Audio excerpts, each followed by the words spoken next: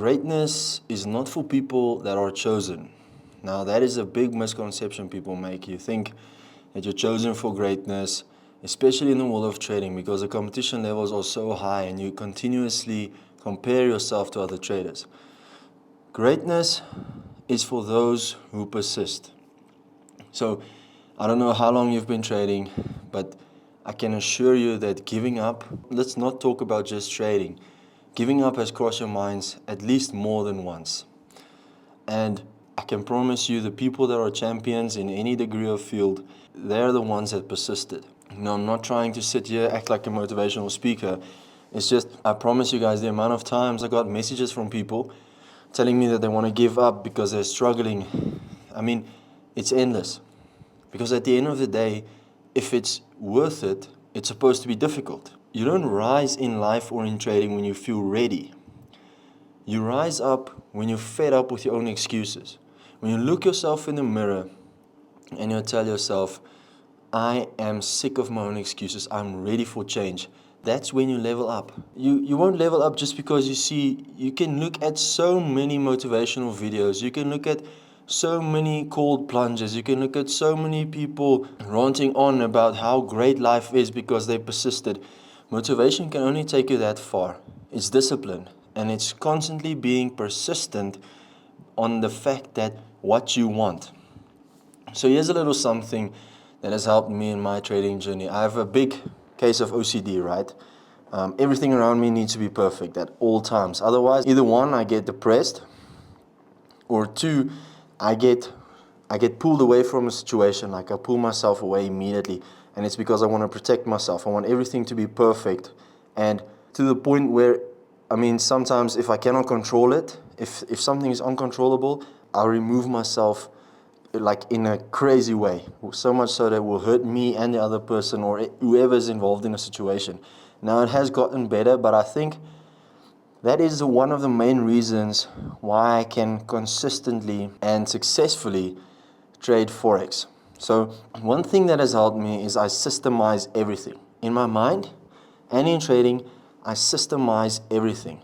So I get all of these questions, yo man, how are you succeeding in trading? How are you doing this? How are you doing this? My edge really, honestly, folks, is the fact that I can systemize everything. So, and I always say this, A and B needs to happen before C needs to happen. I see so many people, they grab like a notebook, or they grab their pen and paper or iPad or whatever it is, and then they will jot down their notes, and you can trade, right? You can trade, but you don't know what to use, or you don't know when to use what you know. And that, my friend, is the biggest problem. You need to systemize it. So I see a green setup day, I need to look for buys. Automatically, I'm forcing you guys to look for buys. Automatically, I'm teaching you guys how to not go against the trend. Now, in life, whatever you're struggling with now, bear with me. I know I'm no Dr. Phil, right? I'm just a 26-year-old dude who went through a lot of shit just so that you guys don't have to. I walked in shoes that most 50-year-olds did not walk in, and I am able to inspire and share that message. So just bear with me and listen with me. So systemize everything. Take a schedule, take a notebook. Now, you can go and Google it. A guy with OCD, 8 times out of 10 that don't like journaling, they don't like taking notes. That's what I am. I don't like taking notes. So for me, the best way I learn is practical. I learn in the best practical way possible. So I like to look at images and videos and out of my own mistakes. That's just the best way that I learn. Anyway, you have to systemize everything. Write down your schedule. If you have a goal, folks, write it down. If you have a plan of action, write it down. If you have a plan of attack, write it down, so that the problems of life, the obstructions of life, the things that really just take away your focus from your main goal, that will not bother you anymore, because you wrote down your plan. And if your plan is written down, maybe let's say tomorrow you're not feeling like it, or the day after that you're not feeling like it, you will still continue with the plan, because you don't care about your feelings or emotions, because you wrote down your schedule, you wrote down your plan, and you're sticking with the plan. So once again, I hope that you realize I'm forcing you guys to systemize your trading and systemize your life. That way, you will not feel like you constantly need to procrastinate, have second thoughts about your plans. You will know what the plan of attack is, and what you write on paper. When that pen comes to paper, you know that you have something that you need to work for. And it's not helpful to base your structure on how you feel. We all know that. If you base your structure or your goal on how you feel, total destruction, because then tomorrow, I don't feel like going to the gym, I don't feel like trading, oh damn, I don't feel like this, I don't feel like that. You need to have a plan and consistently stick with it. So a quote that I heard one time that really just stuck with me is that people, they do not fear failure. They fear becoming someone that no one recognizes when they succeed. Remember what I said, folks. You need to break yourself down in order to build yourself up. Nobody's perfect, remember that. You need to break yourself down, break down those bad habits, break down those negative thoughts, break down everything that's negative about you and in your life in order to build yourself up. That's step number one. Step number two, now you got to build on top of those foundations. And my friend, that's the best thing that you can do. That's what you're currently doing right here. And trading, I don't know how many times I need to tell this to you guys. I don't know if I should sit up to the camera and scream at you. I don't know what I need to do anymore for you guys just to wake up. You see so many people succeeding in this game. Yes, I know there's a lot of bullshit out there. I know that, folks, but so is in any industry. Okay, don't just pinpoint the faults on trading. What do I have to do for you guys just to wake up and realize that it's in your hands? Why are you so stagnant? Why are you so complacent and so happy with your life? I mean, we've got so much to be thankful for, but now it's time to move and get to work.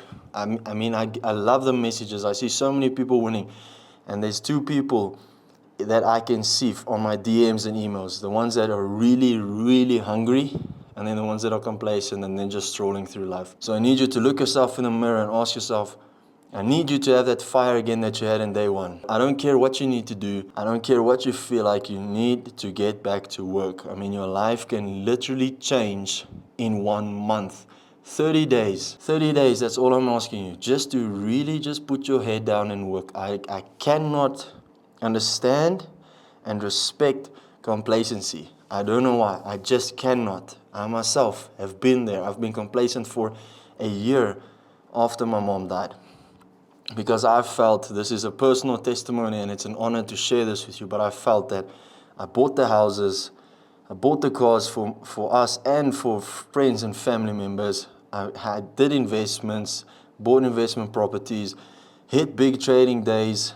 I mean, I was a 25-year-old dude accomplishing all of this, had the sports cars, traveled the world, so what more should I do? There's nothing for me left to do. So I fell into the complacency trap.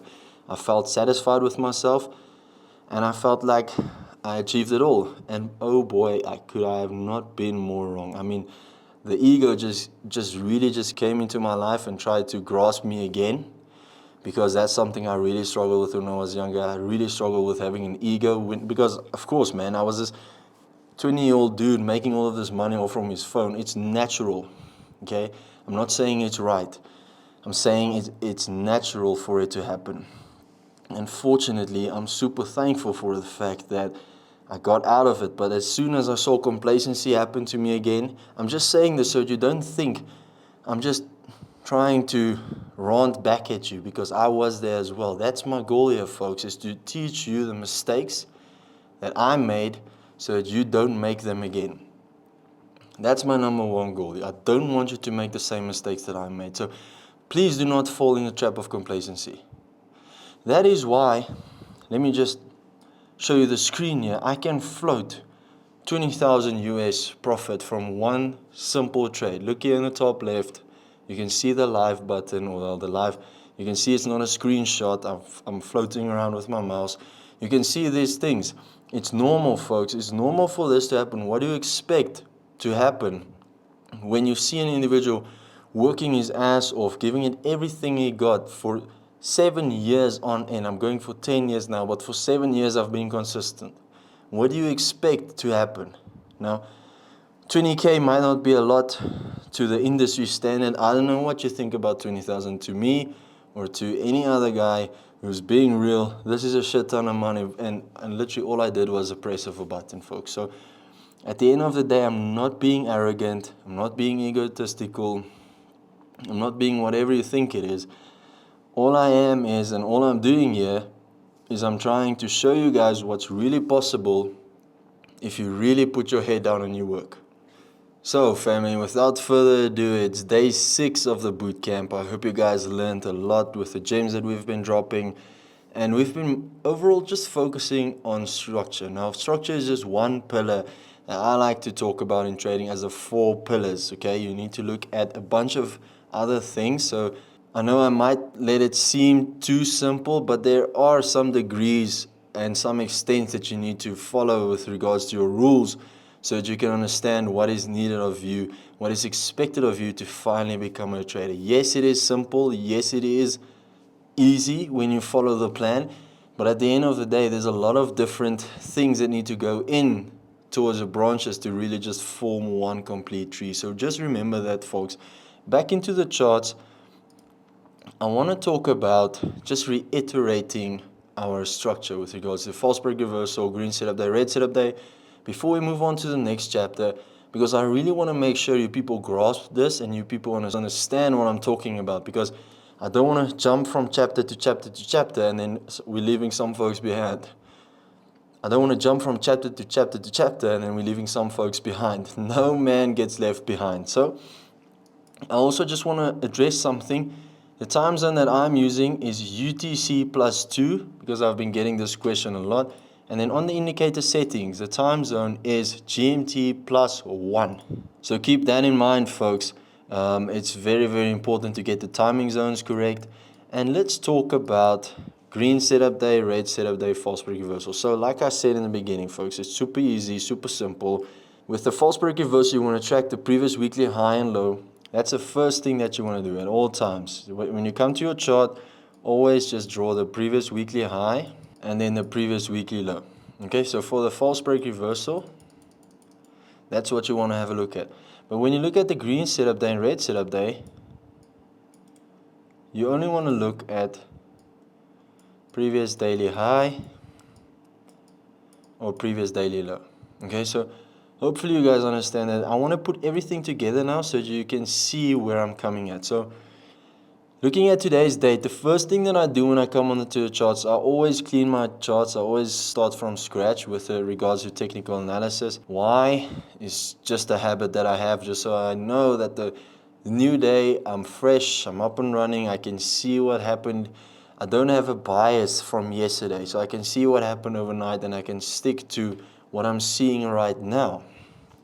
So on the daily time frame, we can now clearly see that we closed above our bearish candle. Remember what I said in the first day. The trend will change if on the daily candlestick a high or a low gets broken. So if I see this and all of a sudden a blue candle comes and we break that blue candle, did we change trend? No, we did not. That's a big mistake that traders make, because that's just a retracement. The bullish candle just formed yesterday. That was still part of retracement. So we only broke the high of the retracement. That is very, very important. The bearish day needs to be broken. So we need to break this high right here. If we break the first bullish candle, that does not make any sense because it's just a retracement. So keep that in mind, folks. Please, I really, really, really need you to understand this. So when is a trend broken? When we break past that high. Now let's look at another scenario just to make sure you guys are really understanding what I'm saying. So we have bullish candle, and then, whoops, then a bearish candle. Did the trend change? No, it did not. So let's say I have another bullish candle here, and then all of a sudden a bearish candle. Did the trend change now? Yes, because we broke below our last bullish candle. That's very important to understand. Very simple, straightforward. So that's why I know right now we are in a bullish trend, because on Friday the 11th we closed above the bearish candle. This was not a bearish candle, this was not a bearish candle, this was the bearish candle that we closed above. So for me to change trend now again, we need to break below this low. Okay, super important. Very interesting to see the market this way, but that's how I've been trading for about 7 years now, and I mean, my win rate says it all, and then the consistency says it all, so it pretty much works. On the H4, what I want to look at is a bunch of various things. I'm not gonna give it all away in one video, but I'll give you one of the things. So one of the things I look at is the equilibrium. I look at the equilibrium from the previous day, and that tells me that we have too many aggressive buyers or too many aggressive sellers. I don't want that, okay? I don't want too much of one thing or too much of one thing. I want the market to be balanced before I get in, then I will jump in with a trend. So on the daily time frame, we can see that we're bullish, but before I drop down to the daily time frame and stick there, I want to look at my open, my high, my low, and my close. Why is that important? Because like I said in the first video, back in the day, that's all you could have seen. So I want to see what everybody else is seeing. I don't just want to draw lines on the chart because it looks cool or something. I want to draw lines on the chart because they make sense and I actually understand why we're drawing them. So now I know I have my high, my close, my open, and my low. So now we can go down to the H1, and on the H1, what I want to see the market reacting off from these levels or breaking above with context. That's very important. Please remember that. The break matters, yes, but it needs to be in context. So, super simple. If we get a break above yesterday's high, what happens? We're triggering higher time frame traders. Let me draw it out for the people that likes to see it creatively, or if you want to just see me talking, that's also okay. But once we break above, we trigger other time frame traders. I'm just going to do that. Now remember, it's super important to remember it with context. So let's explain the context. 15 minutes. What's the first thing that happens, folks? At overnight session, we created the high. What happens then? The market created Asia session high. Okay? Now, what happened then? On Asia session high, we created the low after that. So remember what I said, the first hour will usually create the high. What does that mean? That in essence means that we did not come and broke the high again. We stuck with the high, and after that we created the low.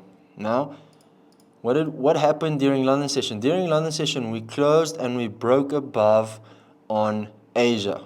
So that then triggered and set in stone our longs for the day. But look at this.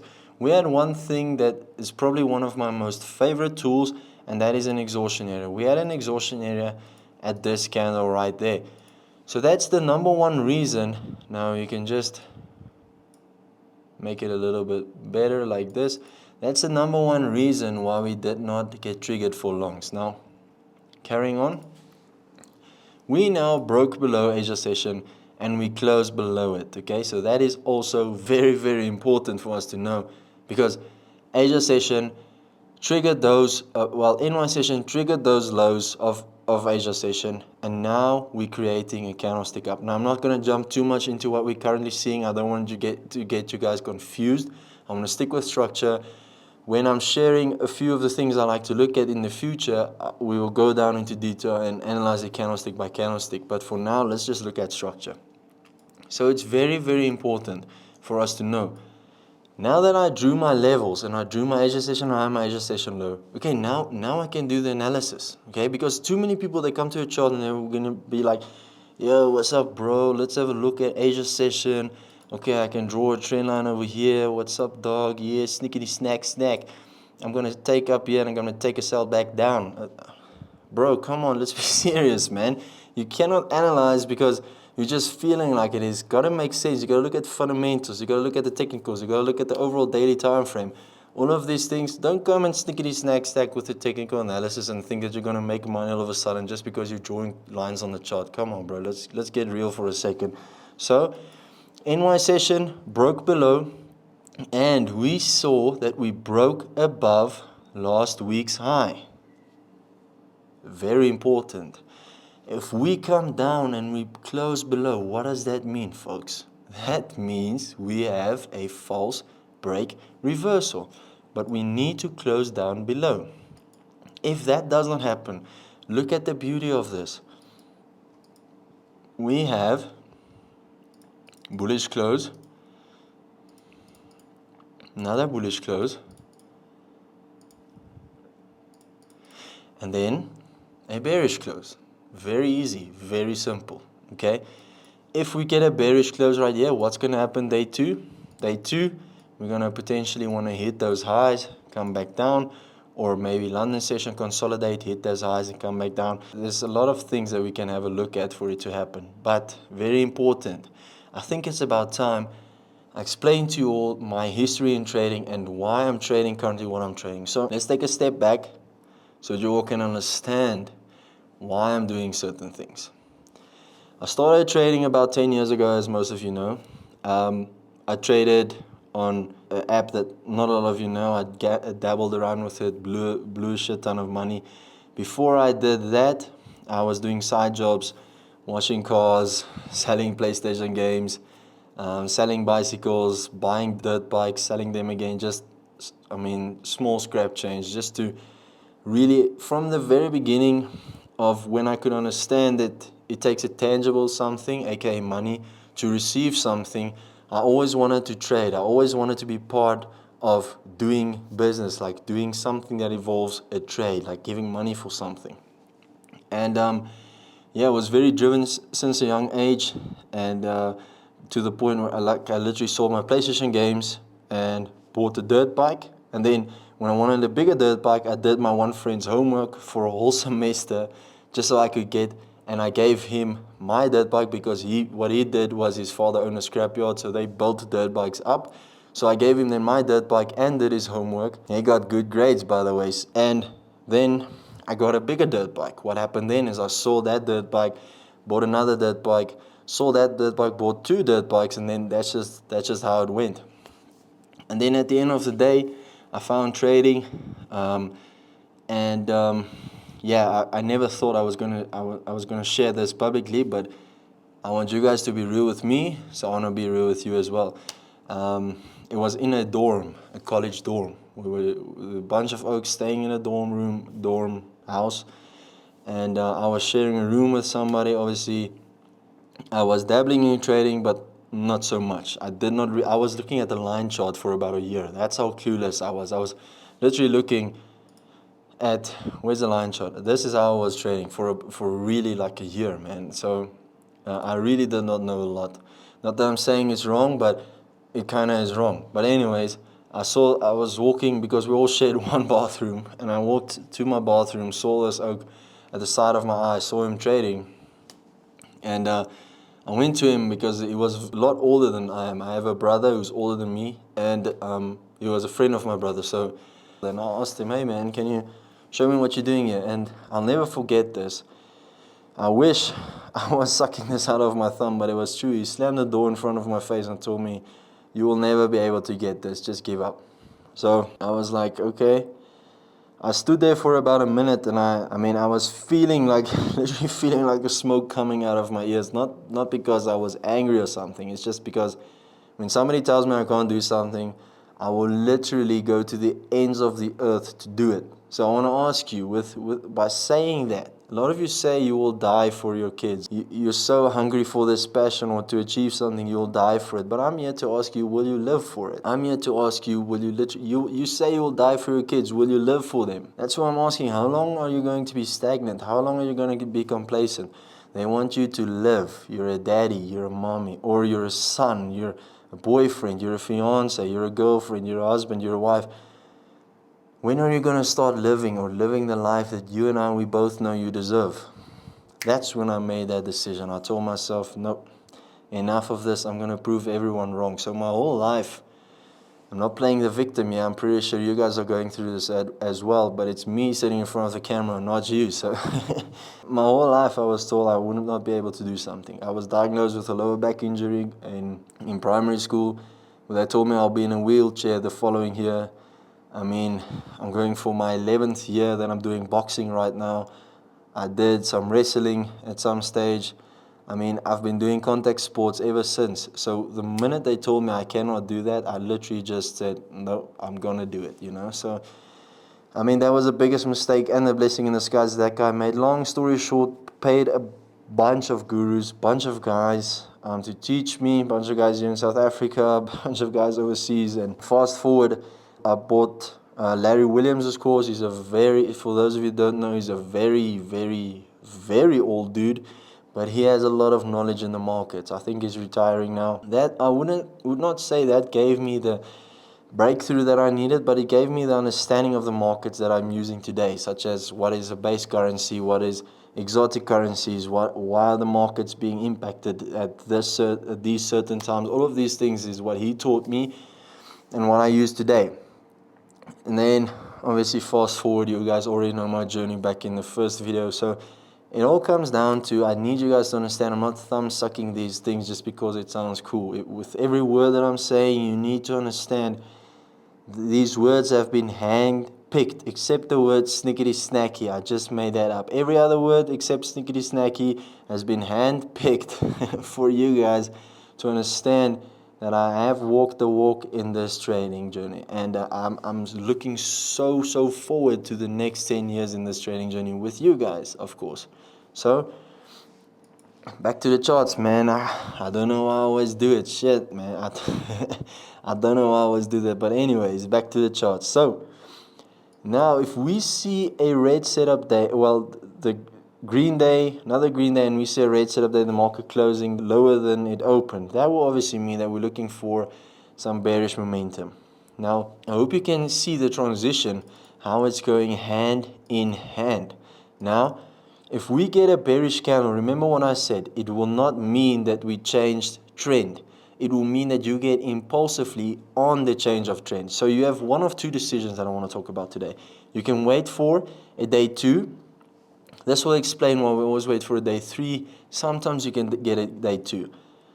So day 2, it will result in the market pushing down because, I mean, we close like this. But we did not close here yet.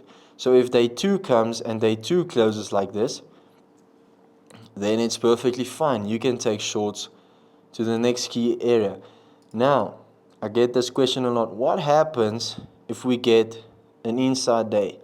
That is perfect because that inside day does not mean anything. It's not a day 2, it's not a day 3. But let's say after inside day, well, that's not inside day, my bad.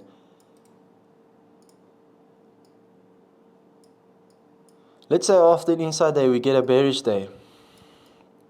Inside day obviously has to be bullish or bearish, really does not matter. But let's say it was bullish. Okay, let's say this inside day was bullish and we got a bearish day. What does that mean? That means that market closed below. So day 2 and day 3 you can sell off, but day 3 would be perfect. Day 2 would be impulsively. I hope it makes sense, folks, because the inside day created a bullish day, which is still bullish, but it's an inside day. It did not break a high, neither did it break a low.